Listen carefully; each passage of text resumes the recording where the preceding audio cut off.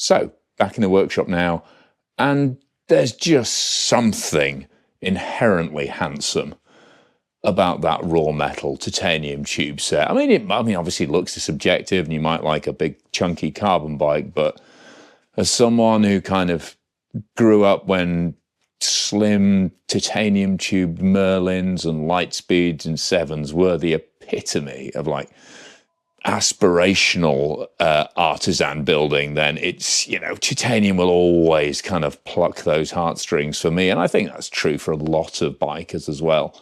And there's some really nice detailing on this Sirius. You've got a metal head badge, you've got this machined head tube on here. It's 44mm, which means you can put a straight steerer in there if you really wanted, or you just add an oversized bottom headset cup there. And then that means it'll take a tapered fork.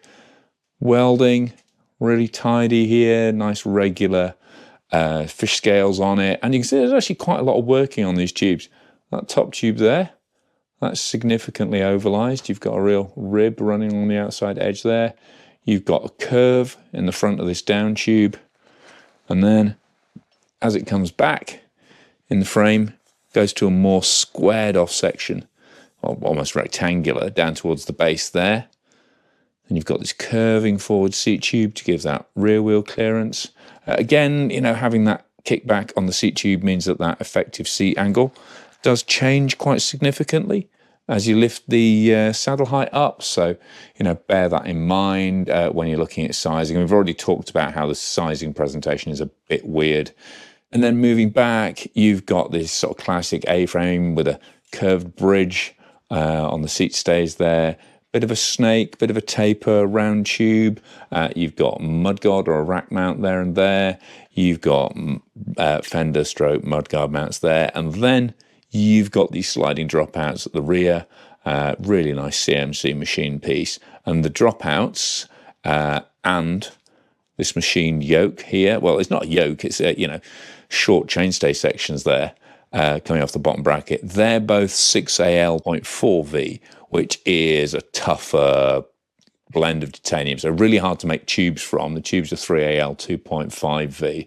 Really nice machine dropout, and you've got what I really like about that is that's not just a kind of butt screw, that's actually fixed into the slider there, so that as you turn that adjuster, it actually moves these axle holders and the CNC alloy machined UDH dropouts there. God, this is getting a bit of a mouthful. Basically, screwing that moves that backwards and forwards. It's not just pushing against that and kind of floating in space.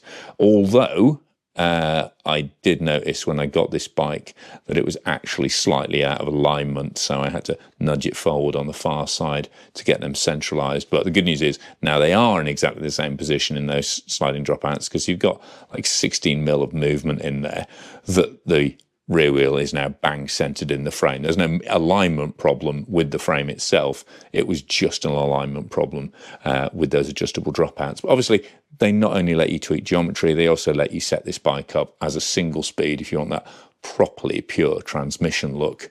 And it also means you can, change the tyre clearance around it. But I seem to say plenty in there on these Vittoria 235s. It'll take up to a 2.6. And if you go up to 27.5 wheel, it'll take 2.8 tyre in the back there. Interestingly, on these chainstays, it actually says Moxie bike. Moxie is a different frame in the Pipedream range, sort of heavier, chunkier, more hardcore hardtail build. And although I might be testing that eventually, but the next bike I'm getting from Pipedream is the Steel Series. Talking about tubing, Pipedream say this is multi-butted. So that means variable tube wall thicknesses throughout the frame. I couldn't really get any exact detail out of them as to where these butts occur, but I would, that'll be in the three main tubes, I would imagine, and obviously thinner in areas of lower load, but thicker on the walls where they're getting a lot of stress. And you can really see, actually from this angle, you can really see how that tapers and flares at the front end of the bike there, and that's, I think, what helps give a lot of that tracking stiffness that I was talking about in the ride of the bike. Again, the box section, not only does it kind of stiffen the frame, but also just the physical act of working the tubes actually will often make them stiffer. And then you've got a big old pipe on the offside there. I mean, traditionally that's to counteract the effect of a disc brake, whereas on here, obviously, the disc brake is mostly loading into the dropout, so I don't know how relevant that is. But also, you know, the whole idea of this bike is it's quite versatile in terms of usage. So you've got extra mounts up there, either for a top tube bag or for a bottle cage. It did look a bit close to that seat clamp, but I measured it. You can fit a standard bottle cage in there fine if you wanted to. Like I say, you've got rack and fender mounts on the back there. You've even got an ISCG chain guide mount in there, which is a bit of a weird choice on a 120mm sort of basically XC distance hardtail. But, you know, if you want to run a chain guide, you want to run a bash guard, you've got those tabs on there. And you've got a single bottle cage within the main frame as well. I mean, that's one of the sacrifices you get from having that curved seat tube. I guess you could fit it in there, but then the back of those bolts are going to really affect how much depth you can get on that seat post insertion. So they've just gone for the curved tube with no bolts on there. However, you get a whole line of different bottle cage options on the belly there. Well, you can fit at least two there, or two there, or two there. But currently, as you can see, those big metal clamps are actually holding the cable for the dropper post, which then inserts on the side of the frame around there. So again, you've got to get that cable length accurate so that it doesn't bulge out and start clipping cranks or hitting your leg. And if I'm honest, that's not the neatest installation. When it's such a clean frame everywhere else, those big chunky cable clamps, and they're secure and they can be angled and they stop it slapping about and they mean it's not bouncing against the frame or anything.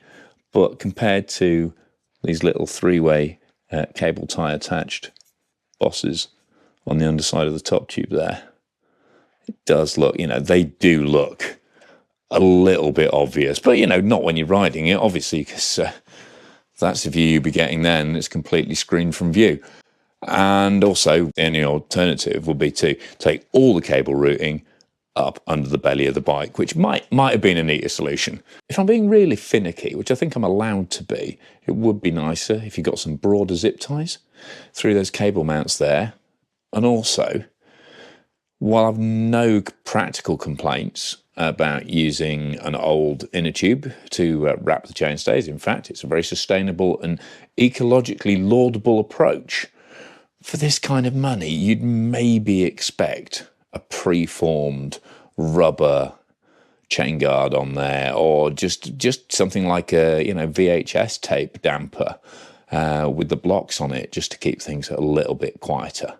And finally, backing up that corrosion resistant, very scratch resistant, very aesthetically tough finish of titanium, you've got laser etched Sirius and 325 logos on the bike as well. So again, just a really, really nice subtle look to this machine.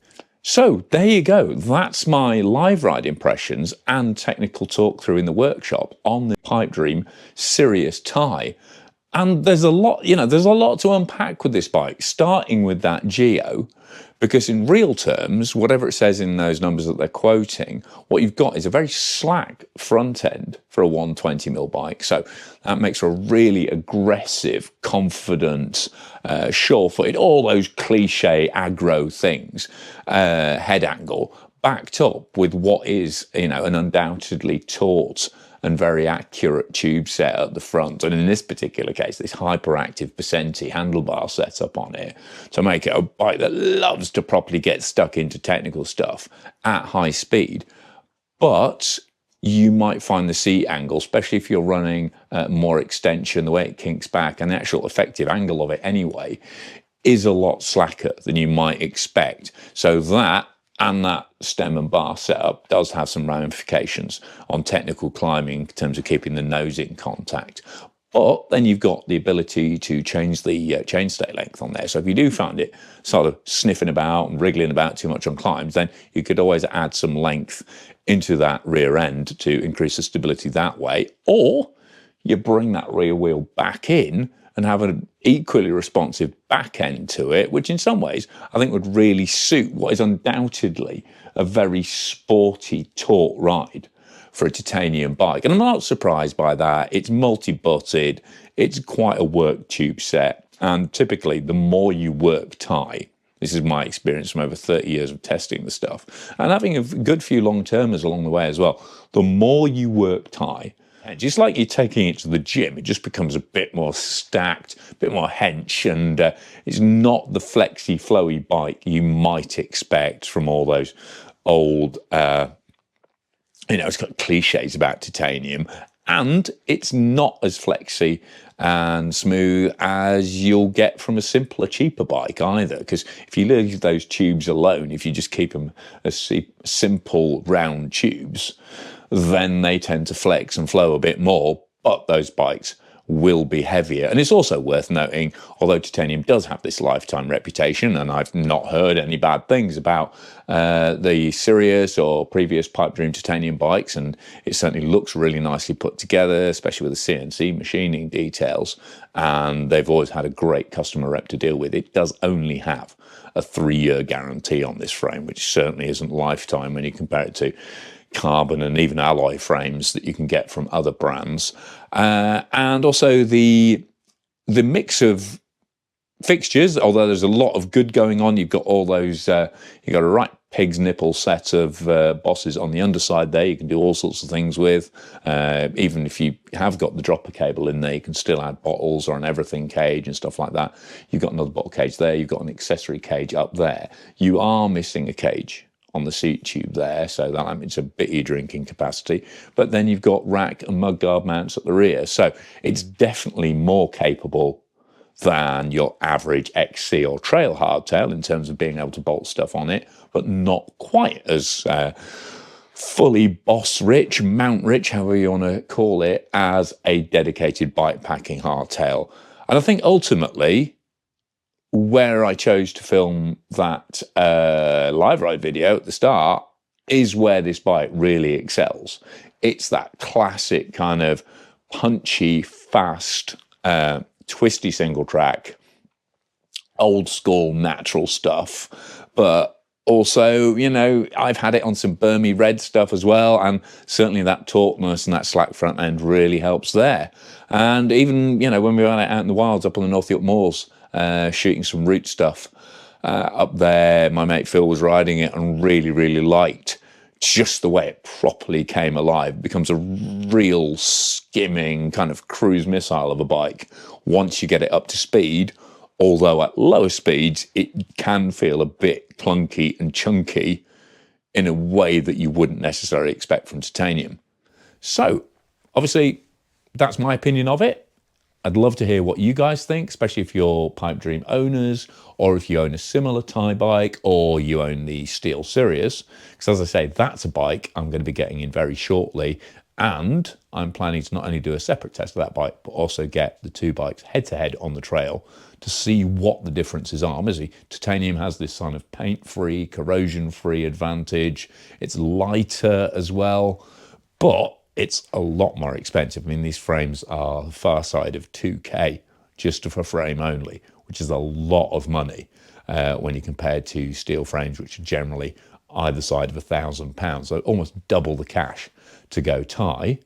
But if you want this look, if you want that sportier ride, then you might well think it's worth it. And this is certainly a very distinctive ride. So hopefully that's been useful to you. It's always nice to get in a bike that doesn't just follow cookie cutter convention. And that's why Pipedream have always had such loyal fans over the years, is because they genuinely do their own thing. And this latest Sirius is a great example of that. It's a Gen 6 bike. It's had a lot of evolution and experience over the years, mainly driven by Pipedream's own customers. So let me know what you think of the bike in the comments below. Let me know if there's any questions you'd like answered that I haven't covered here. And stay tuned for when I get that Steel Sirius in, because that's going to be a really, really interesting head-to-head. But for now, click to subscribe if you wouldn't mind. That makes a big difference to my YouTube analyticals. Give it a thumbs up like if you thoroughly enjoyed it. Be modern. Give me a super thanks where you actually press a button. I still haven't worked out quite how it works, but if you press a button, it actually puts a little cash into my pocket, which would be very welcome. And if you want to do that on a regular basis, please consider supporting me on Patreon as well on a monthly basis, which is about equivalent to a pint, well, not a pint in Yorkshire at a Sam Smith's pub maybe, or a coffee and a biscuit in most other places. So not much, but those little donations do add up over time and make a big difference to the sustainability of the channel. But enough of all that stuff. I've been Guy Kesterman on Guy Case TV. Really enjoying getting into the details, and the super responsive, the faster you ride it, the better it gets, character that is Pipedream Sirius Ti.